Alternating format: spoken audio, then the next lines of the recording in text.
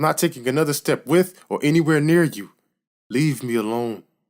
Ren swung his body towards the adjacent alley and ran as fast as he could. He had to run, get away from Francis as quickly as possible.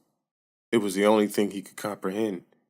A quarter of the way down the alley, he turned his head back mid-run to see Francis eyeing him down from the sidewalk. "Where are you going, Ren?" Francis called out. "You can run all you want." Ren set his gaze forward, anticipating he was no more than halfway down the alley.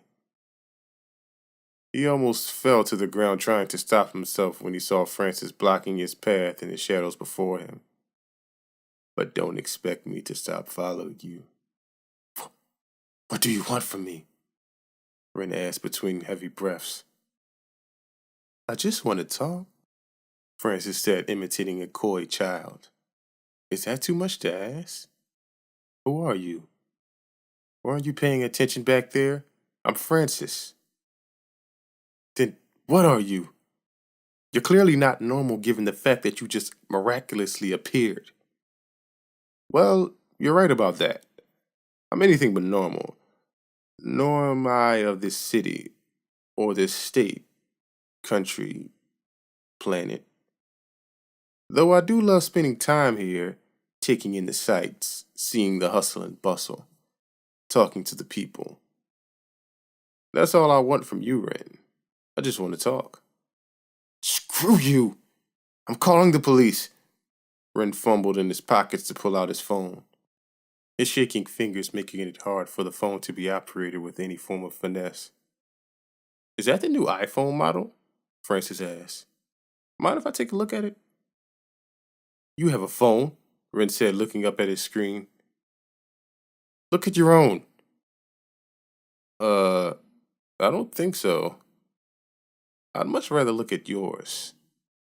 From the pocket of his Letterman jacket, Francis pulled out an iPhone and began to tap on the screen. It wasn't until Ren looked down and noticed that his iPhone was missing from his hand that he realized whose phone it actually was. "You know, I don't really see all the hoopla that comes with these things. Does this one have the voice that talks to you? Sammy or something like that? How did you? Oh, what's this? New message from Heather. Enjoyed our time tonight.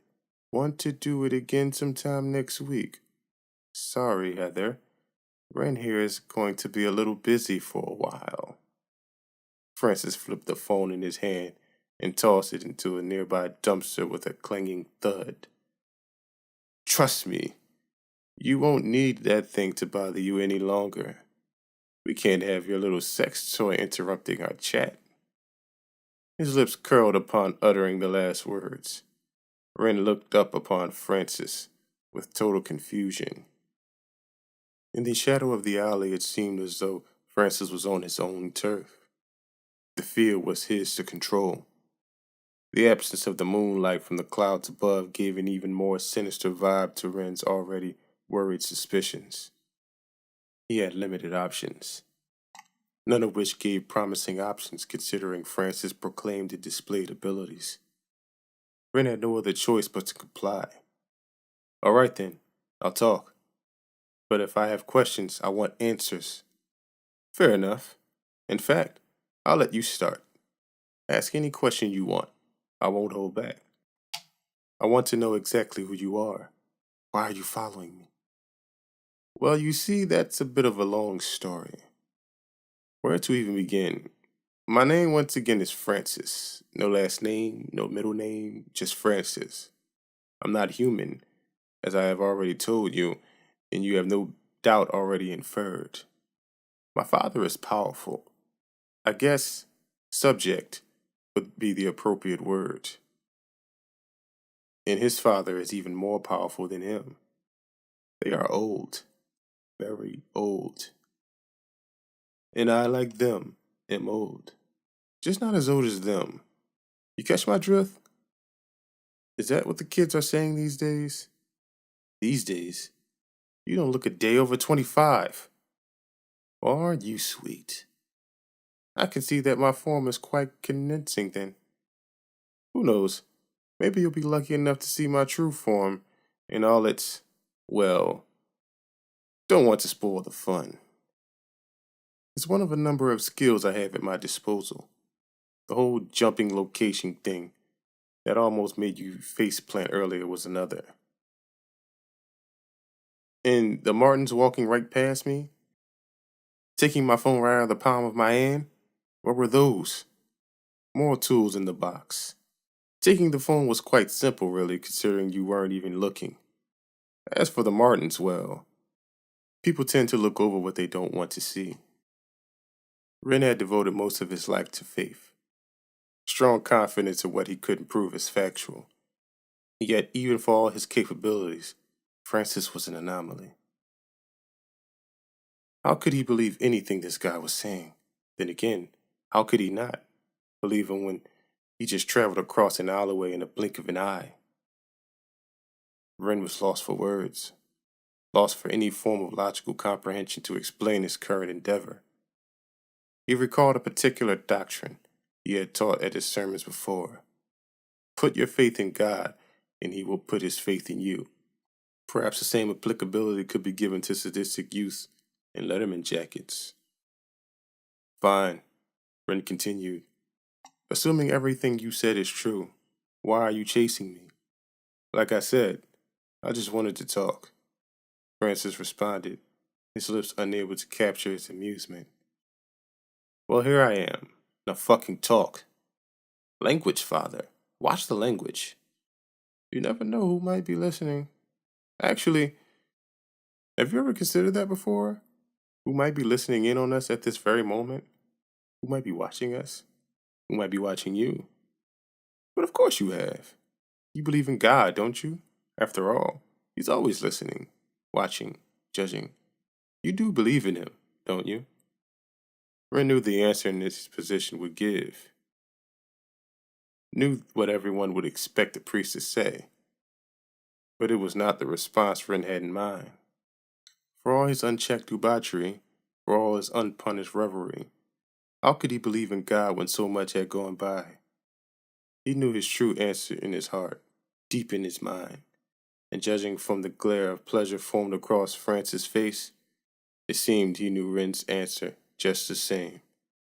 Is that doubt I see in your face, father? Strange for a man of cloth to take so long to answer such a simple question. I guess, Ren began. I guess you could say my faith in his presence has been tested. My belief has dwindled. It wasn't what it used to be. Oh, really? As I recall, that's not what you've been telling people lately. In fact, judging from that response, it seems you've been lying to every one of them for some time now. What did you tell Miss Madeline the other day? The old widow who wasn't quite the same after her husband died. No, wait. I think I remember. Something like, believe in the Lord as I believe. What a crock of shit. And the worst part is, she believed you. She ate all that shit up without so much as a sneer. Do you see what I'm getting at here, Father? Priest? Man of God? Put your faith in God and he will put his faith in you. Ren began to fear that the reverse was just as true a statement. So what does that make you, Francis? Ren asked. Are you God in the flesh? No. Are you Satan? Not quite. But I serve them both. You see, those old codgers that wrote your precious, well, maybe not your precious, little book back in the day, got a lot of things right. But just as they got some things right, they got other things wrong.